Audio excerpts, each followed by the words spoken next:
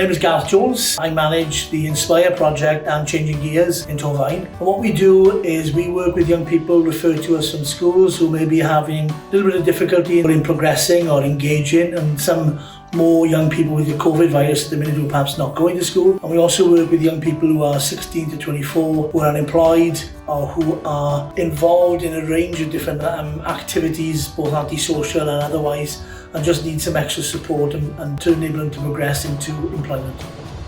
The Police Commissioner's money has enabled us to do some tremendous work with young people. We've actually developed a small music studio, and at the moment we're working with young people who have got a keen interest in music, but also have got maybe some additional needs, particularly in terms of their engagement in general with the community. I really enjoyed coming here because I really like music, 70s and 80s, and it's good to have the opportunity to use professional equipment.